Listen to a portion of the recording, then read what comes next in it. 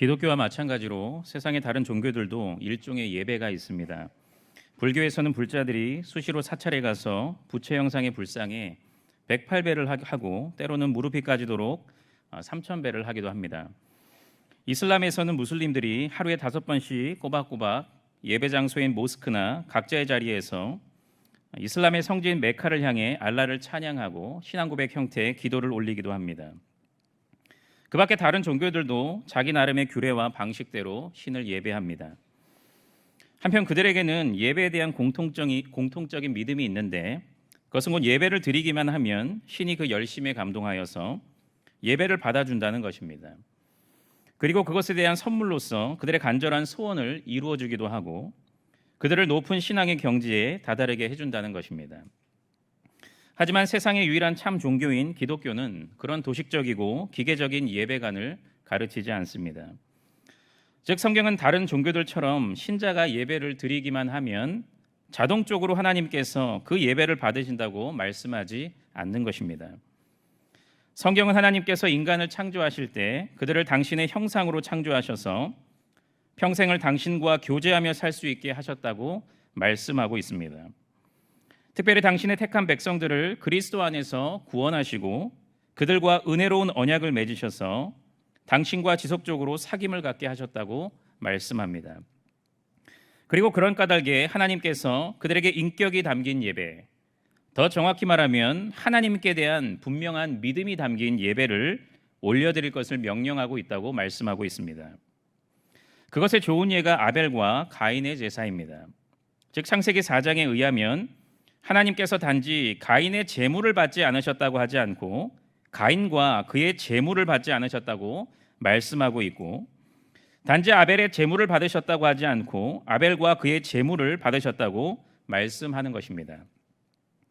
이처럼 하나님께서는 신자에게 예배드리는 것 자체가 아니라 예배를 드릴 때 믿음으로 드릴 것을 명령하고 있습니다.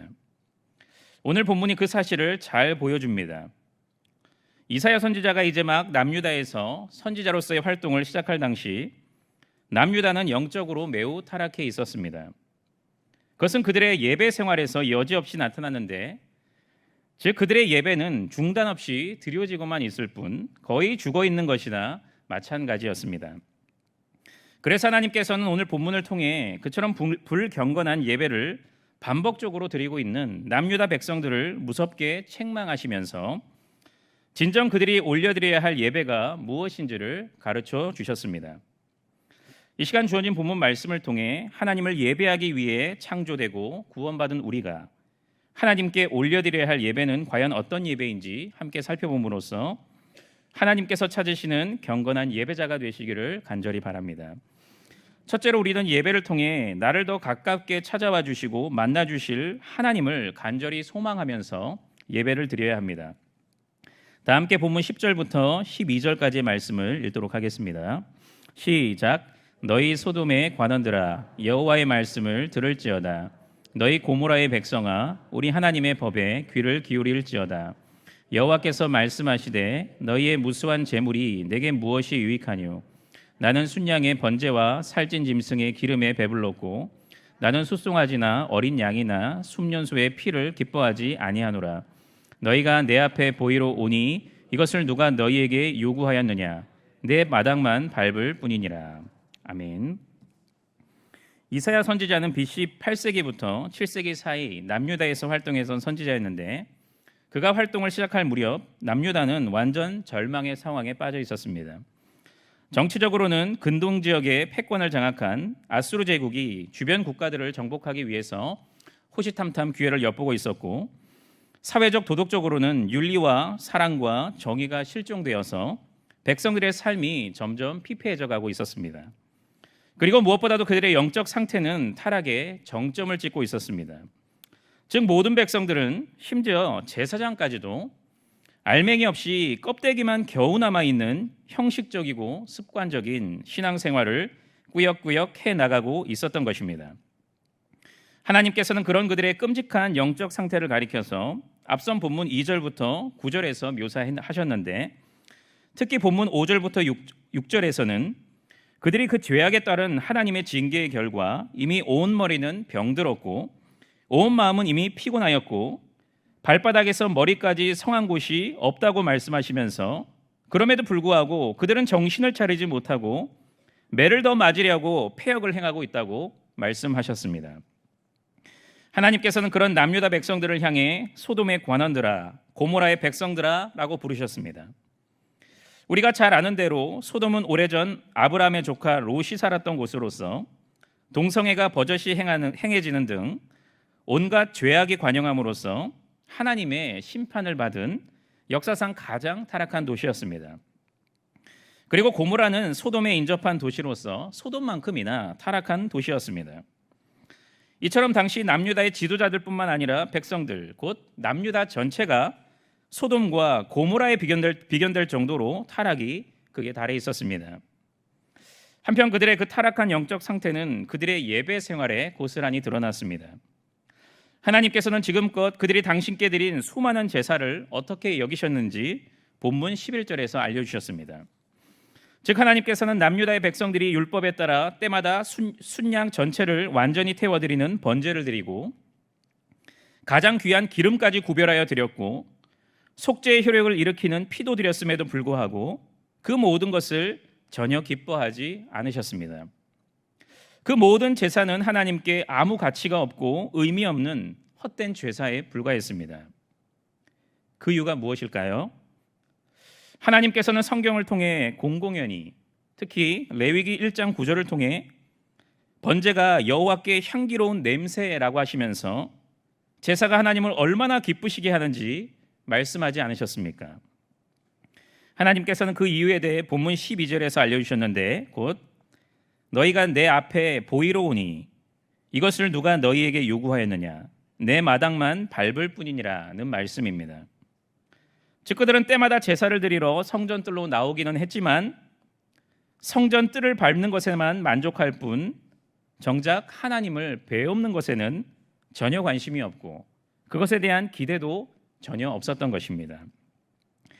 그러니 자연히 그들의 제사에는 지은 죄에 대한 진실된 통회와 회개가 없었고 자신의 죄를 씻겨주실 하나님께 대한 간절한 소망과 뜨거운 감사가 없었으며 그 은혜로우신 하나님께 자신의 전 존재를 아낌없이 내어드리겠다는 헌신의 결단이 없었습니다.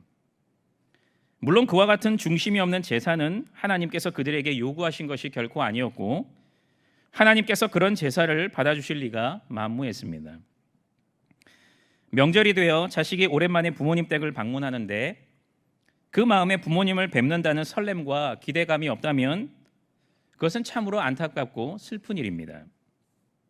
더욱이 그곳에 있는 시간 내내 부모님과 나누는 대화에 집중하지 못하고 집으로 빨리 돌아갈 생각만 하고 있다면 부모님 입장에서 그것은 한없이 서운하고 괘씸하게 여겨질 일임에 틀림이 없습니다. 그리고 그런 경우 자식이 제 아무리 값비싼 선물과 많은 용돈을 준비해 왔다고 하더라도 그것은 부모님에게 아무 의미 없게 여겨질 것임에 틀림이 없습니다. 하물며 예배는 우리의 전능하신 창조주요 은혜로우신 구원주이신 그리고 우리의 신실하신 하늘 아버지요 신랑이신 하나님을 배엎는 시간인데 예배당으로 나온 우리의 심령에 아무런 기대감과 설렘이 없다는 것이 말이나 되겠습니까? 만약 그렇다면 그것은 당신을 예배하도록 우리를 창조하시고 구원하신 하나님의 뜻을 거스르는 반역행위와 같습니다. 또한 당신과의 깊은 사귐으로 초대하시는 하나님을 모독하는 배은망덕한 행위나 마찬가지입니다. 물론 그런 불신앙 가운데 드려지는 많은 헌금과 입술에서 흘러나오는 크고 아름다운 찬양 소리는 하나님께 아무 의미 없는 헛수고가 될 뿐입니다.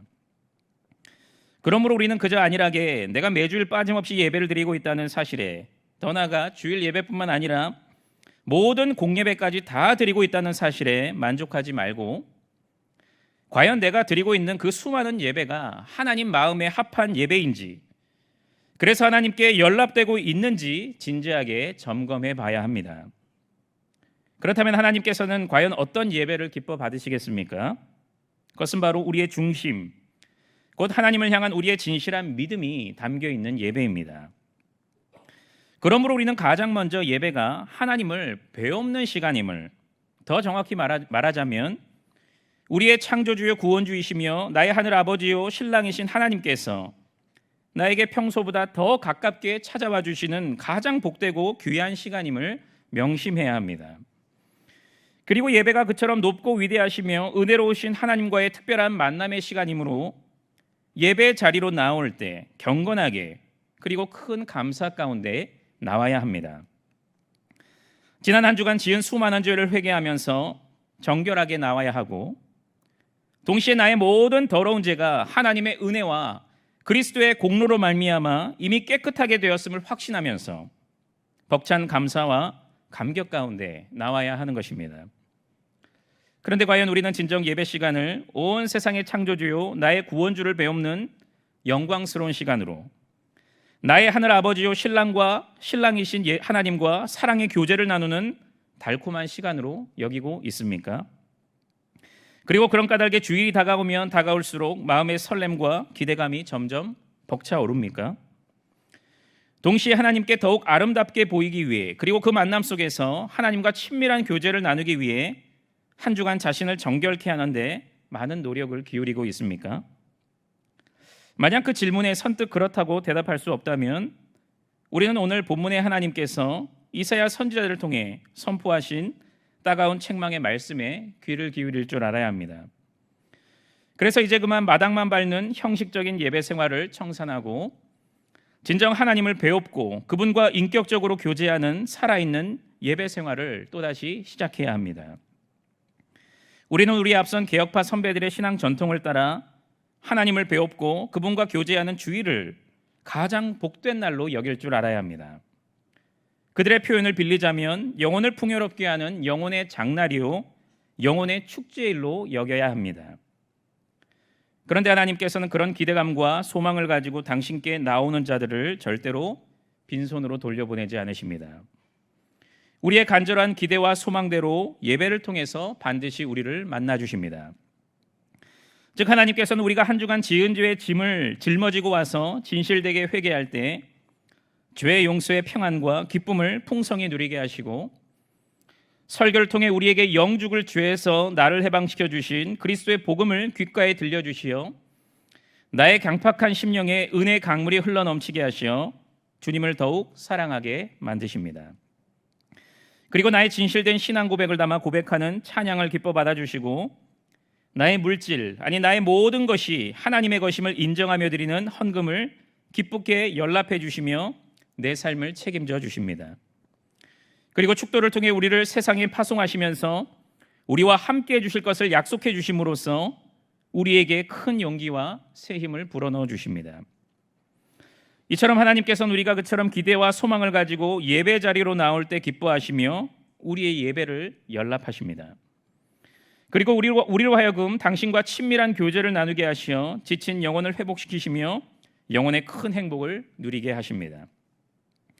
모든 예배에 하나님을 배웁는다는 큰 기대와 소망을 가지고 예배당으로 나와 예배를 드림으로써 먼저 하나님을 기쁘시게 하고 평소보다 나를 더 가깝게 찾아와 주시는 하나님과의 깊은 교제 속에서 죄 용서의 기쁨과 구원의 은혜에 대한 감격을 깊이 체험하시며 하나님의 인도와 보호하심에 힘입어 한 주간 믿음의 삶을 힘차게 살아가는 모든 성도님들이 되시기를 간절히 바랍니다. 둘째로 우리는 평소에 하나님의 말씀에 순종하여 이웃사랑을 힘써 실천하는 가운데 예배를 드려야 합니다. 다 함께 본문 13절부터 17절까지의 말씀을 읽겠습니다. 시작. 헛된 죄물을 다시 가져오지 말라.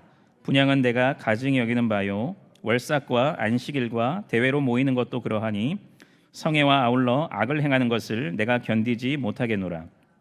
내 마음이 너희의 월삭과 정한 절기를 싫어하나니 그것이 내게 무거운 짐이라. 내가 지기에 곤비하였느니라. 너희가 손을 펼 때에 내가 내 눈을 너희에게서 가리고 너희가 많이 기도할지라도 내가 듣지 아니하리니 이는 너희의 손에 피가 가득함이라.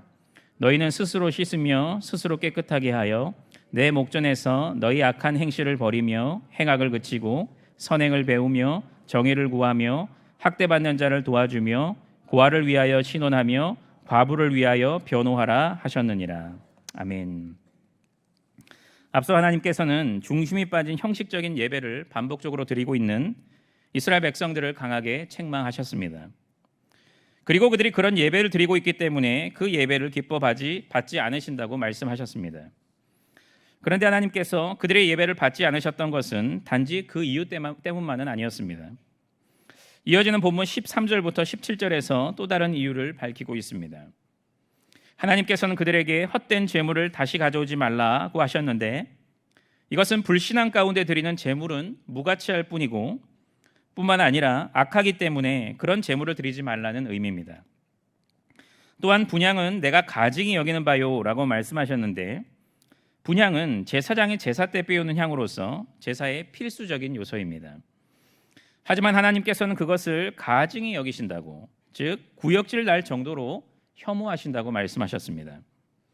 그뿐만 아니라 그들이 정기적으로 지키는 절기들, 곧 매달 초하루에 모여 지난 한 달간 지켜주신 은혜에 감사하는 월삭, 매주 토요일에 모여 하나님의 창조와 구원을 기념하는 안식일, 그리고 그 밖의 여러 절기들 역시도 가증히 여기신다고 말씀하셨습니다.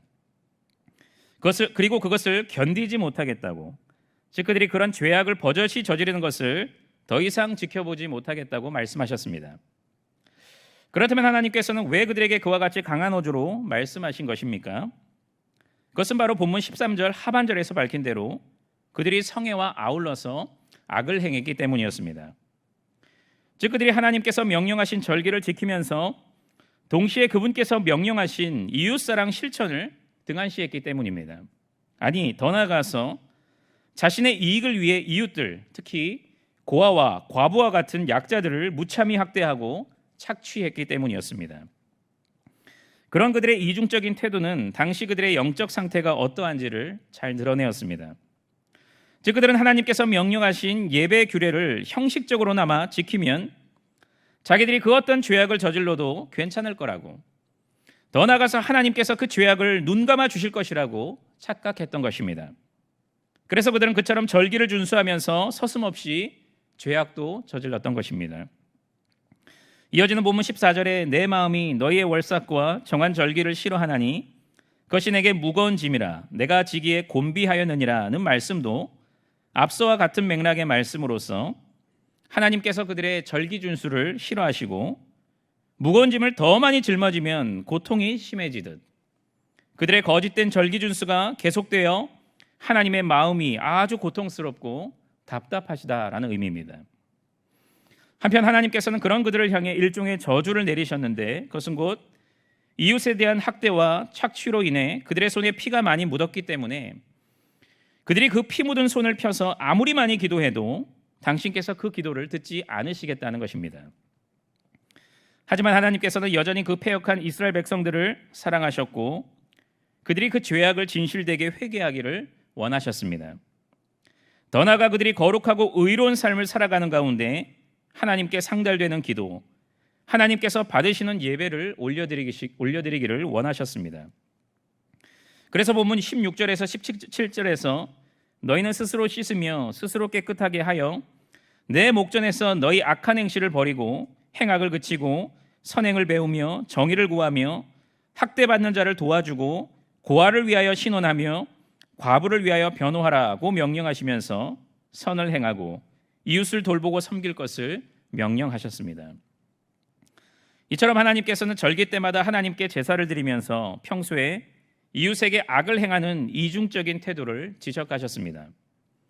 그리고 기도가 응답받기 위해 예배가 온전히 드려지기 위해서는 평상시 이웃사랑을 온전히 실천해야 함을 가르치셨습니다. 제가 교구 사역을 할 때 평소 신앙생활을 잘하고 계시는 한 집사님께서 어느 날 갑작스럽게 신방을 요청하셨습니다. 그래서 시간을 잡고 집사님을 만났는데 집사님께서는 아주 어두운 표정으로 직장 사장님의 이중적인 모습 때문에 너무 힘들다고 말씀하셨습니다. 내용을 들어보니까 직장 사장님은 어느 교회 장로님이신데 교회에서는 예배와 봉사 생활에 아주 적극적이고 성도님들께 아주 인품이 좋은 분으로 알려져 있지만 회사에서는 그와 정반대로 일을 할 때 회사의 유익을 위해 아무렇지도 않게 편법과 위법을 일삼으며 직원들에게, 특히 외국인 노동자들에게 시도 때도 없이 막말을 퍼붓는다는 것이었습니다. 집사님께서는 그 모습에 큰 충격을 받고 신앙의 회의감을 느끼셨다고 하셨습니다. 그리고 현재 이직을 심각하게 고민하고 있다고 하시면서 기도를 부탁하셨습니다. 성도 여러분, 우리는 주일에 교회에서 예배드리는 것은 하나님과 직접적으로 관련된 거룩한 일이고, 월요일부터 토요일까지 일상의 삶을 살아가는 것, 특히 주변 이웃과 관계하며 살아가는 것은 하나님과 전혀 관련 없는 세속적인 일로 여기지 말아야 합니다. 그 둘 모두는 하나님을 위해, 그리고 하나님 앞에서 하는 것으로서 아주 긴밀하게 연결됩니다. 하나님은 우리의 예배를 평가하실 때 우리가 예배를 어떻게 드리는지로만 판단하지 않으시고, 일상생활에서 어떻게 삶의 예배를 드렸는지도 샅샅이 살피십니다. 만약 우리가 매주 주일 예배와 모든 공예배를 빠짐없이 드리고 있더라도, 심지어 예배 때 많은 헌금을 드리고 이른 아침부터 늦은 밤까지 많은 봉사를 하고 있더라도, 주중의 일터에서 직장 동료에게 불친절하고 부하 직원을 함부로 대하고 있다면, 학교에서 신체적으로 정신적으로 어려움이 있는 친구들을 깔보고 그들에게 무관심하다면, 주변에 있는 아파트 경비원, 환경미화원을 무시하고 있다면, 하나님께서는 당연히 그런 우리의 불의한 삶의 예배를 받지 않으실 뿐만 아니라 그와 같은 불신앙의 상태로 예배당에 나와 올려드리는 우리의 예배까지도 받지 않으실 것입니다. 만약 우리가 그런 상태로 예배를 드리면서 하나님께서 나의 예배를 받으실 것이라고, 심지어 내 기도에 응답해 주셔서 나의 삶에 큰 복을 내려주실 것이라고 생각하는 것은 큰 착각이고, 더 나아가 모든 인간을 하나님의 형상으로 존귀하게 창조하시고 우리에게 의로운 삶과 이웃사랑을 명령하신 하나님께 대한 심각한 모독입니다. 그러므로 성도 여러분, 주일에 하나님께서 기뻐하시는 경건한 예배자가 되기 위해 주중에 이웃사랑을 힘써 실천하시기를 바랍니다. 기꺼이 세리와 죄인의 친구가 되어주신 예수님의 이웃사랑의 모범을 본받아, 아니 하나님 앞에 세리와 죄인에 불과했던 우리를 위해서 당신의 생명까지 아낌없이 내어주신 예수님의 은혜에 힘입어서 내 이웃을 내 몸과 같이 사랑하시기를 바랍니다. 직장에서 직장 상사의 꾸지람을 듣고 낙심한 동료, 부하 직원에게 따뜻한 말과 진심 어린 응원으로 위로해 주시기를 바랍니다. 학교에서 친구들의 따돌림을 받고 힘들어하는 친구 곁을 지키고 그의 좋은 친구가 되어주시기를 바랍니다. 다른 사람의 피해를 생각하지 않고 자기의 권리와 편의만을 고집하는 빌런 같은 이웃에게도 손가락질을 하고 행한 만큼 되갚아 주려는 그런 마음을 품기보다 인내와 긍휼의 마음을 품고 용서와 사랑을 실천하시기를 바랍니다. 만약 우리가 하나님을 향한 경외심과 사랑 때문에, 그리고 그분의 말씀에 순종하고자 하는 마음으로 주변에 있는 이웃에게 사랑을 베풀면 하나님께서 그것을 바라보시고 기뻐하실 것입니다. 아울러 그 사랑을 눈으로 보고 직접 체험한 이웃은 우리가 뚜렷이 반사하고 있는 하나님의 크신 사랑을 간접적으로 체험하면서 하나님께 대한 궁금증과 기독교에 대한 관심을 품게 될 것입니다. 그리고 그 과정 속에서 예상치 않게 전도의 길이 활짝 열리게 될지도 모릅니다. 그런데 이웃사랑 실천은 그 사랑을 받는 이웃보다 그 사랑을 베푼 사람에게, 당사자에게 더 큰 신앙의 유익이 있습니다. 즉 우리는 그렇게 이웃사랑을 실천할 때 사랑을 주기보다 사랑을 받기만을 좋아하는 나에게 그처럼 이웃을 향한 진실된 사랑의 마음을 주시고 이웃사랑을 실천할 수 있도록 능력을 주신 하나님께 진정으로 감사하면서 자신의 구원을 더욱 확신하게 됩니다. 그리고 주일에 그 풍성한 감사의 전리품들을 모아서 하나님께 나아가게 됩니다. 물론 하나님께서는 그와 같은 경건한 마음으로 나오는 우리를 기뻐 맞아주시고 우리의 그 감사의 전리품들을 즐거이 받아주십니다. 그리고 우리가 올려드리는 기도에 신실하게 응답해 주시어 우리가 더 많은 것으로 하나님과 이웃을 섬길 수 있도록 큰 복을 베풀어 주십니다. 아울러 우리와 친밀히 교제해 주시는 가운데 우리에게 더 큰 믿음과 은혜를 허락해 주셔서 새롭게 시작될 한 주 동안 더욱 온전한 삶의 예배를 드리도록, 특별히 더욱 온전히 이웃사랑을 실천하도록 역사해 주십니다. 자신의 일상에서 하나님께서 기뻐하시는 이웃사랑이라는 삶의 예배를 온전히 드림으로써 하나님께서 기뻐 받으실 만한 예배를 온전히 올려드리는 성도님들이 되시기를 간절히 바랍니다. 경행의 성도 여러분, 특별히 오늘 헌신을 재다짐하시는 제6에서 7 청년의 회원 여러분, 제가 SFC 시절에 많이 불렀던 CCM 중에 주를 위한 이곳에라는 곡이 있습니다. 아마도 오늘 헌신 예배를 드리는 청년의 회원들도 대부분 이 찬양을 아실 텐데, 이 찬양은 다음과 같이 시작합니다. 주를 위한 이곳에 예배하는 자들 중에 그가 찾는 이 없어 주님께서 슬퍼하시네. 당시 저는 그 찬양을 부르면서 과연 내가 하나님께서 찾으시는 바로 그 예배자가 맞는가 라고 스스로에게 질문하면서 선뜻 그렇다고 대답하지 못했던 저의 모습을 부끄러워하면서 회개했던 기억이 있습니다. 그리고 주님이 찾으시는 그 한 사람, 그 예배자, 내가 그 사람 되길 간절히 주께 예배하네 라고 찬송하면서 하나님께서 찾으시는 예배자가 될 것을 다짐하고 은혜를 구했던 기억이 있습니다. 혹시 오늘 이 자리에서 수요밤 예배를 드리는 성도님들은 어떠신가요? 과연 오늘 본문에 하나님께서 찾으시는 바로 그 예배자가 맞으십니까? 예배를 드리러 나올 때, 그리고 예배를 드리는 중에 지금 이 시간에도 하나님께서 나를 더 가깝게 찾아와 주실 것을 확신하고 또한 간절히 소망하면서 예배를 드리고 계십니까? 주중에 하나님께서 기뻐하시는 삶의 예배를 온전히 드린 후에, 특별히 이웃사랑을 온전히 실천하고자 애쓴 후에 그 승리의 전리품을 가지고 예배 자리로 나오고 계십니까? 만약 그렇지 않다면 우리는 이런 우리의 모습을 진실되게 회개해야 할 것입니다. 하지만 그렇다고 해서 하나님께서 이런 나를 용서해 주지 않으실 거야, 하나님께서 이제 더 이상 내 예배를 받지 않으실 거야 라고 좌절하고 절망할 필요는 없습니다. 왜냐하면 하나님께서는 당신의 백성을 절대로 포기하지 않는 신실한 하나님이시기 때문입니다. 우리의 예배를 받기를 기뻐하시는 하나님이시기 때문입니다. 그것은 이사야 1장을 통해 알 수 있는데, 즉 하나님께서는 남유다 백성들을 강하게 책망하시면서도 그들을 여전히 내 자식, 나의 백성이라고 부르고 계십니다. 그리고 그들이 돌아올 때까지 한없이 기다리고만 계시지 않고 그들에게 끊임없이 찾아가시고 또한 당신께 나올 곳을 촉구하심으로써 돌이킬 기회를 주고 계시는 것입니다. 그것이 본문 18절인데 이 시간 다 함께 본문 18절을 읽어보도록 하겠습니다. 시작. 여호와께서 말씀하시되 오라 우리가 서로 변론하자. 너희의 죄가 주홍 같을지라도 눈과 같이 희어질 것이요 진홍같이 붉을지라도 양털같이 희게 되리라. 아멘. 여기서 변론하자라고 했습니다. 이것은 너희가 지은 죄가 얼마나 많은지 한번 꼼꼼히 따져보자 라는 의미가 아니라 너희가 어떤 선택을 하는 것이 옳은지 결론을 한번 내려보자 라는 의미입니다.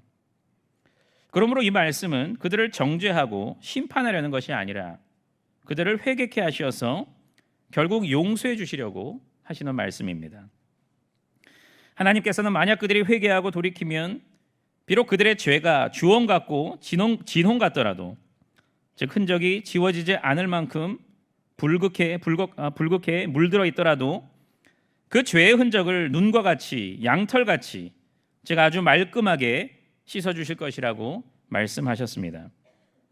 이어서 하나님께서는 만약 그들이 당신의 명령에 불순종하여 이전과 다름없는 불신앙의 삶을 살고 불신앙의 예배를 드리면 하나님의 심판을 받게 되지만, 반대로 당신의 명령에 순종하여 하나님을 향한 믿음이 담긴 예배, 곧 살아계신 하나님과의 만남과 사귐을 소망하며 드리는 예배, 하나님께서 명령하신 이웃사랑 실천이라는 순종의 열매를 가지고 나아가는 예배를 드리면 하나님께서 베푸시는 복을 받아들인다고 약속하셨습니다. 그러므로 우리는 그처럼 우리를 사랑하시되 끝까지 사랑하시는 하나님의 이 신실한 사랑에 진정 감사하면서 하나님께서 찾으시는 경건한 예배자가 되기에 힘써야 합니다. 예배당 의자만 데우고 돌아가는 형식적인 예배 생활을 이제 그만 청산하고 하나님을 배웁는다는 큰 기대 속에 예배당을 나오고 모든 예배 순서를 온 마음을 다해 참여함으로 그분과의 깊고도 진한 사귐을 가져야 합니다. 그리고 월요일부터 토요일까지 하나님을 사랑하고 경외하는 믿음으로 그분께서 원하시고 명령하신 이웃사랑을 적극적으로 실천한 이후에 그 믿음과 그 믿음의 전리품을 가지고 나와 예배를 드려야 합니다. 그러면 우리의 예배가 하나님께 진정 향기로운 냄새가 되어 그분의 마음을 기쁘시게 할 것입니다. 그리고 하나님께서는 우리의 확실한 믿음과 간절한 소망대로 예배를 통해 우리에게 더 가깝게 찾아와 만나 주시어 우리로 하여금 감사 충만, 은혜 충만, 헌신 충만한 삶을 살도록 역사해 주실 것입니다. 남은 한 해 동안 하나님께서 찾으시는 그 한 사람, 그 예배자가 되어 하나님을 기쁘시게 하고 영육의 풍성한 복을 받아 누리는 평양의 모든 성도님들이 되시기를 주님의 이름으로 간절히 축원합니다.